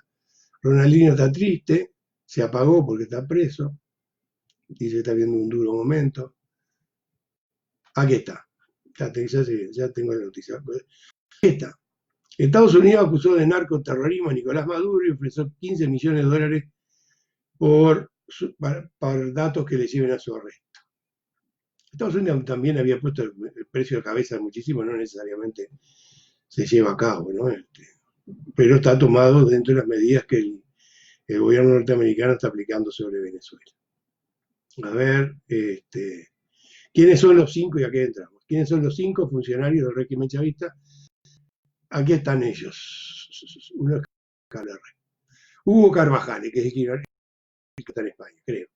El otro es Oliver Alcalá. Y el cuarto, el quinto es, no sé si es el número 2, número 3, junto con Jorge Rodríguez, del poder en Venezuela, que es, que tuvo cantidad de cargos. Tarek El Aizami. Es venezolano, con apellido, no importa, él es venezolano. Es una de las figuras importantes del gobierno venezolano. Los tres que viven en Venezuela, Maduro, Cabello y el Aizami. Carvajal creo que está en España y está tratando de extraditarlo. Y el quinto, acá voy a ir con él, es Oliver Alcalá Cardone. Si no me equivoco, Oliver Alcalá Cardone se entregó al gobierno colombiano para que lo enviaran a Estados Unidos. Ofrecen por su cabeza 10 millones de dólares y él sale de su clandestinidad, no estaba en Venezuela, se había ido, o sea que estaba en crisis con la dirigencia de Venezuela y estaba en Colombia, salió de esa sombra, se entregó a las autoridades colombianas para que lo extraditaran a Estados Unidos. Deduzco fácilmente, no es nada difícil, que va a ser un colaborador del gobierno, en este caso, en esta acusación que es de narcotráfico. A ver, no me quiero... Es un tema que conozco muy bien, ¿sí? La relación entre el blanqueo de capitales provenientes del narcotráfico y su vínculo con el gobierno, con algunos personajes del gobierno venezolano, en especial Diosdado Cabello.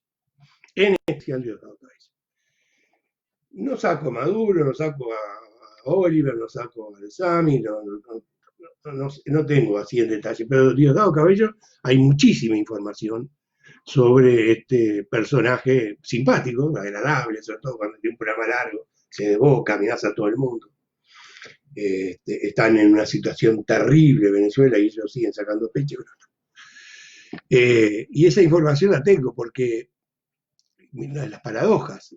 Estados Unidos es un país donde muchísimos, pero muchísimos, utilizan el modelo para blanquear sus capitales. Es decir, 2 por 3 salta acá esto. Acá se cerró un banco, el Wachovia, allá hace unos años, el Wachovia se cerró le pusieron una multa de 350 millones de dólares porque no preparó, son cosas, no preparaba correctamente a su personal para detectar estas maniobras. Escucharon bien, ¿eh? La multa es porque no preparaba al personal que no era capaz de detectar este tema. Es decir, de poder darse cuenta o no que estaban frente a maniobras de blanqueo. Este es un país donde la banca tiene todo el mundo, ¿no? Pero en la crisis del 2009, saltó todo esto y tomaron medidas. Y aunque ustedes no lo crean, hay muchísimos, de los 300, 400 mil venezolanos que hay acá en la Florida, en Miami, hay más, son más los que viven en Estados Unidos, muchos de ellos están vinculados con el gobierno venezolano. Tienen un dicho, le dicen enchufados en Venezuela a los que están ligados al gobierno, que no son, vamos a utilizar la palabra, no son chavistas, pero establecen negocios con el gobierno de Maduro en este momento para ubicarlo.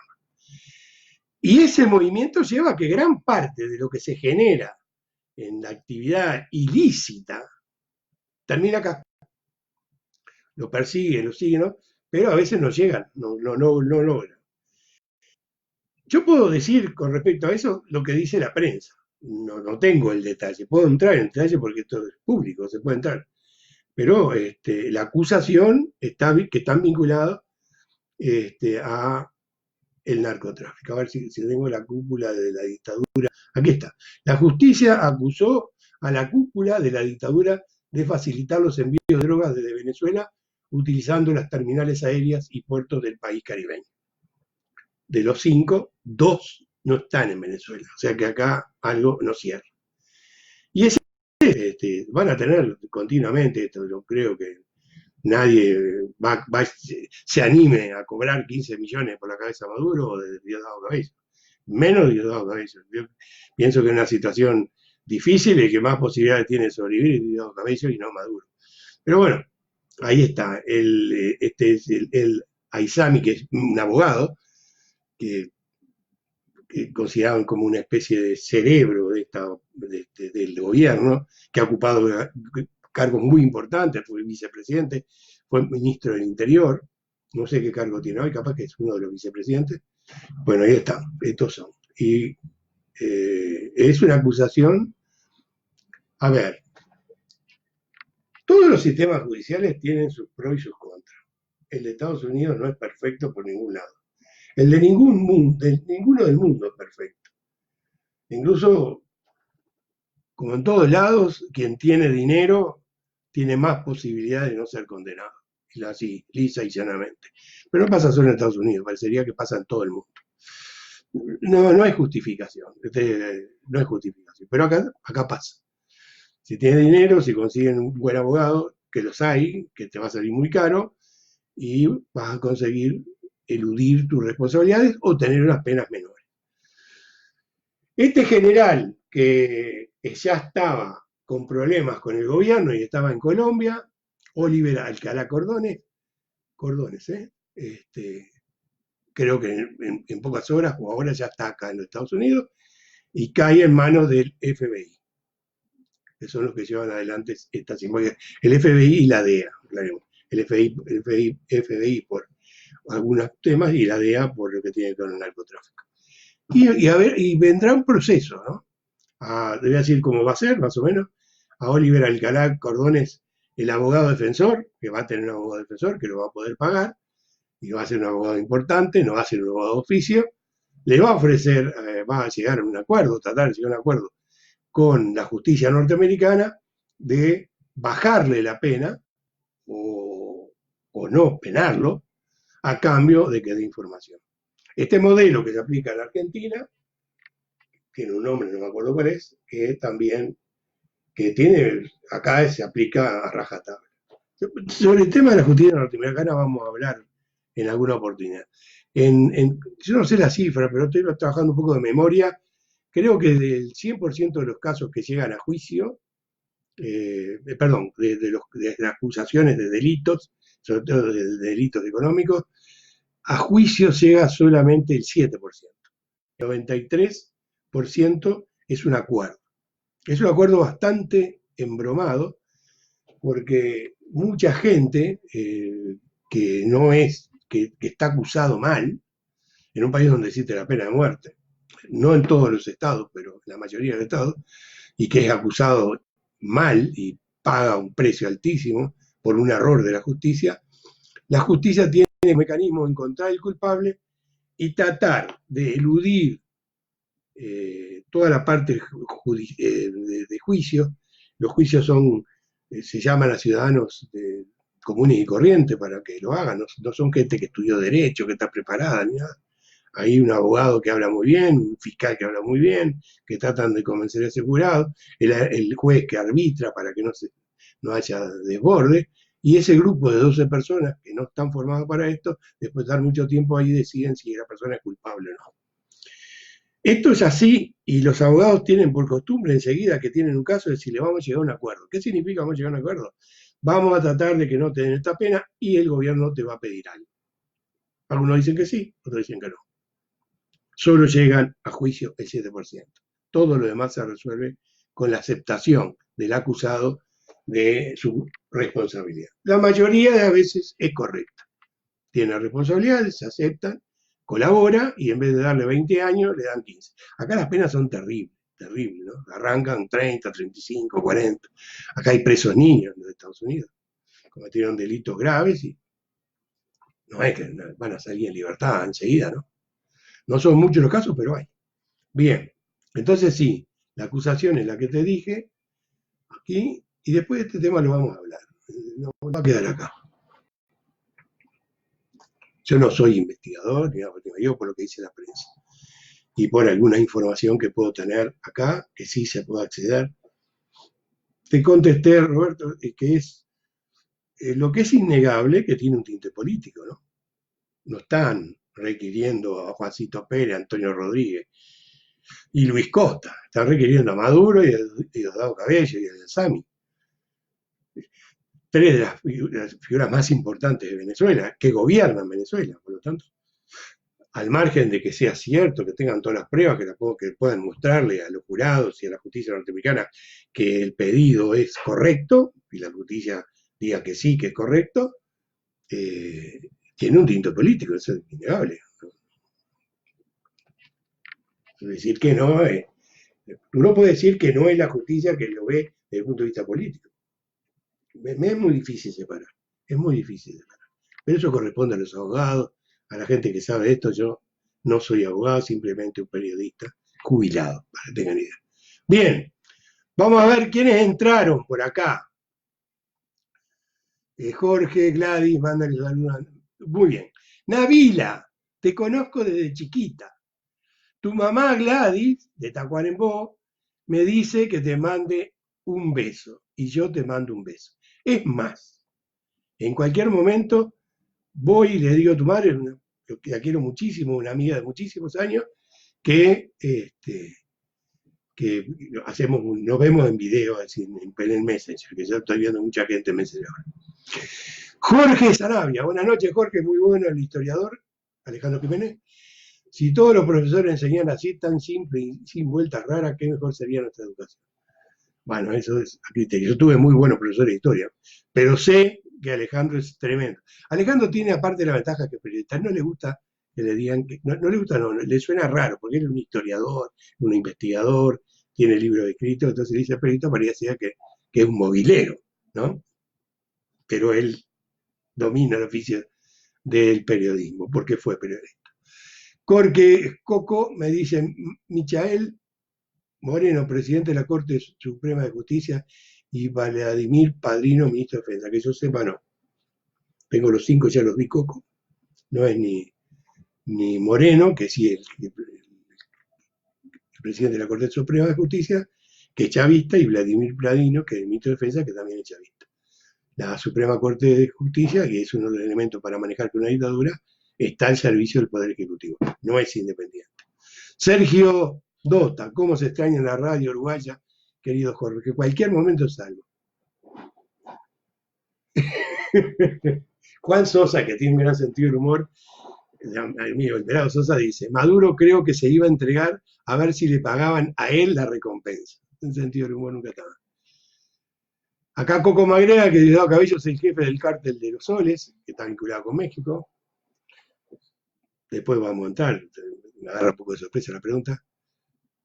Johnny me dice, me voy a cenar con la patrona, estamos festejando 33 años de casados, buen descanso, 33 años de casados, buen descanso para todos, muchas gracias Johnny por estar ahí, perdóname el chiste que hice sobre el equipo del cual tú eres fanático. Arturo ya me relajó todo y me dijo que no me escucha más, de enojado que es. Vittorio, estoy en liquidación. Mira lo que dice Vittorio Volapagliero, que es un comerciante muy importante de la ciudad de Rocha del departamento. Y lo conozco de toda la vida, es menor que yo. Vittorio, el padre, fue también un empresario de primera línea y él siguió los pasos del padre. ¿Cuánto pagas por los posibles, perdón, acá hay algo que está mal, ¿cuánto pagas por los posibles auspiciantes? Quizás pueda vender algo. O sea, ¿cuánto cobro, Vittorio? No cuánto pago. No pago nada. ¿Qué voy a pagar? Más bien cobro. María del Huerto. Sí, eso de las penas y la justicia lo veo en mi serie favorita, La Ley y el Orden. Sí, en la televisión y el cine siempre trata este tema y lo plantea. Y cuando uno tiene un buen abogado, tiene más ventaja que un abogado oficio. Yo conocí muchos abogados oficio. Nacho, yo recibí el poema, Nacho, me lo mandó Artola. Estoy hablando con Ignacio Suárez. Me pasó una cosa terrible. Como abrí la pantalla acá, y para no perder el tiempo, porque estoy solo, tú me entiendes esto, porque tú sabes de esto, no pude buscar, pero mañana lo voy a leer. Lo voy a sacar del archivo y me lo mandó Ricardo. Me lo mandó Ricardo el poema. Vittorio Frapariero, que dice, ¿qué cordero te espera en la pedrera? Petro está hablando con un corderito a la brasa. No me gusta mucho el cordero. Con mi amigo Antonio, ¿eres amigo? No, eso habla mal de ti, Vittorio, que seas amigo de Antonio Maeso, mi compañero de buscadores, el contador Antonio Maeso. ¿Eres amigo? Antonio, somos amigos, sí. Bueno, voy, me invitan, voy.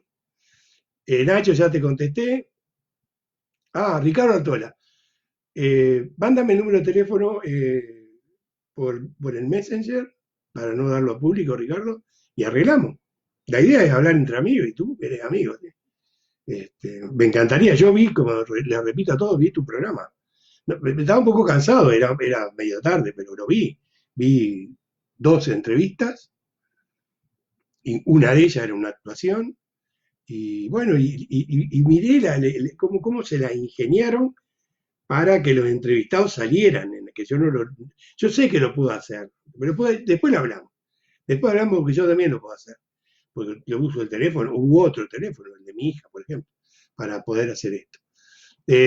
Mándame el teléfono, Ricardo, no lo tengo, te mando por Messenger, nos ponemos en contacto y cuando quieras y puedas.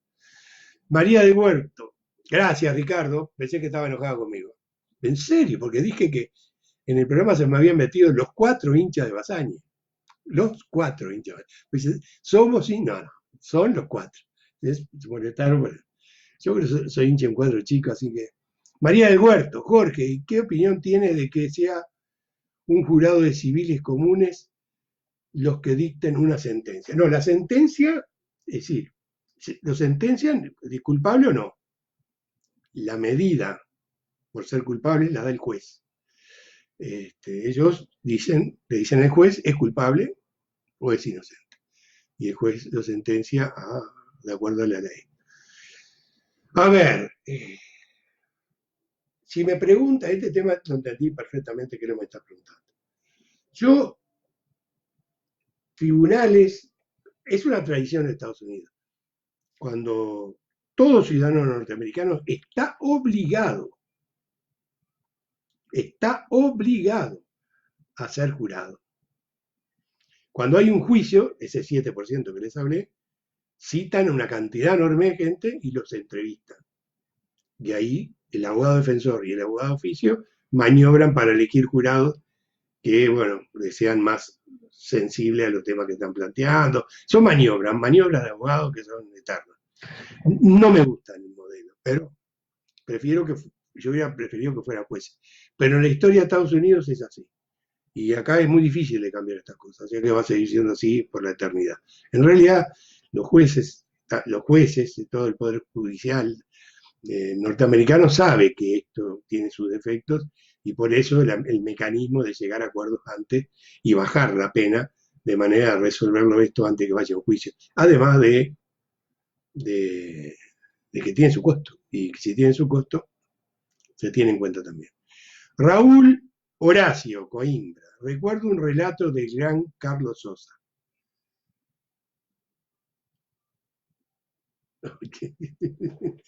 Mira, me han pasado 50 años de esto. Recuerdo un gran relato de Carlos Sosa, un periodista uruguayo, señero, y acá me relata él, Raúl Horacio Coimbra. Ataca Maldonado, yo jugué en la selección de Rocha y jugué contra Maldonado. Ataca Maldonado por intermedio de fulanito, llega, tira, atrapó Robinsky, gol. Robinsky no atrapó nada. Yo jugué contra Maldonado varias veces, no fue así, aclaremos. Pero sí me pasó una cosa que yo, Jaime Clara, ahora te respondo, Nacho. Jaime Clara tiene un portal y me hizo una entrevista, que se fue por internet. Voy a ver si la recupero, no sé dónde estará, donde yo narro algo que me pasó a mí en el fútbol que está ligado a lo que Raúl Horacio tiraba arriba de la mesa. Perdóname, Raúl Horacio, fui un buen arquero. Limitado, todo lo que quieran, pero fui un buen arquero. Nadie me lo va a quitar. Anda a averiguar los archivos si quieres. Nacho me mandó un mensaje, debe estar por ahí, ya lo voy a buscar. El poema lo tengo, Nacho, así que si no tengo se lo pido a Ricardo. Ahora te mandé un mensaje. Nacho dice, te explicaba por qué no te podré acompañar hoy. El mensaje ya te lo mandé. Abrazo, Nacho. Bueno, Nacho, no es obligación, tú lo sabes. Que estés ahí ya me alcanza y me sobra. Que estés ahí ya me alcanza y me sobra. Y que si tienes que entrar y salir, tú sabes cómo son los medios. Yo de medio no te voy a enseñar nada. Bien, desde luego cuento contigo, en algún momento te voy a llamar para reunirte una entrevista. Isabel Ferrer, en Canadá también nos citan a los ciudadanos canadienses para ser jurados, y es obligatorio. Está establecido en la Constitución, supongo que en Canadá y en Estados Unidos en la Constitución. Cuando los extranjeros dan examen, creo que hay una parte esa que es obligatoria. Examen de nacionalidad, no sé bien cuál es de las preguntas que tiene que decir que sí, que es obligatorio. No se puede negar. Incluso los aíslan, ¿no? Bien, no sé cuántos hay detrás, porque están haraganes y no ponen, te estoy escuchando, te estoy escuchando, te estoy escuchando, y yo puedo sumar. A ver, voy a ver si puedo entrar acá en el teléfono, porque el teléfono me dice cuántos hay conectado ahora. El teléfono me dice cuántos hay conectado ahora. Vamos a ver acá. Está Alejandro que me mandó un mensaje. Este otro mensaje. Vamos a ir, a mirar. Tengo el teléfono, estoy sobre él. Y voy a entrar acá. Y acá voy a entrar en esto. Voy a ir acá. En vivo. En este momento, perdón, puedo estornudar así, pero es por el clima, no es porque esté con coronavirus. En este momento me dice el Android que hay 28 del otro lado. A los 28 que están, les agradezco muchísimo que me hayan acompañado. Después hay una cantidad que pasa. Los que pasan, tiene un nombre, alcanzados. Creo que en español es alcanzado. Mañana me dice cuántos pasaron por el programa. O sea que entraron y se fueron, o algunos se quedaron, pero dice cuántos son. Todavía no me lo ha dicho. Bueno, estamos llegando ya a las 2 horas de programa, que es más o menos la idea que tengo. Hoy, bueno, apuntamos a otra cosa, le hice caso a María Rodríguez, me saluda. Acá empezaron, te lo provoco y enseguida entro. María Isabel, Bernardo, dos de Panamá, el Pelado y Bernardo. Isabel ya la nombré, mi sobrina Abigail también está, porque me quiere mucho, mi sobrina preferida, le digo yo. Te digo a ella, no le digo a todos. El señor es para mí, no. Abigail. Bueno, muchísimas gracias a los que están. Esto es una rueda de amigos, no es un programa de televisión, no es un programa de radio. Es una conversación, como tengo el inconveniente técnico de que ustedes no puedan salir, resolví que puedan participar, yo después me las voy a ingeniar para llamarlos, pero para participar en el programa los tengo que llamar yo. Y lo voy a hacer, esto va a durar porque me están hablando que la cuarentena sigue de largo, sobre todo ahora que Estados Unidos está en primer lugar en contagiados. Vamos por último a la información de los contagiados. Cierro con esto, vamos a la planilla de la Johns Hopkins, vamos a ver, vamos a actualizar, estoy actualizando,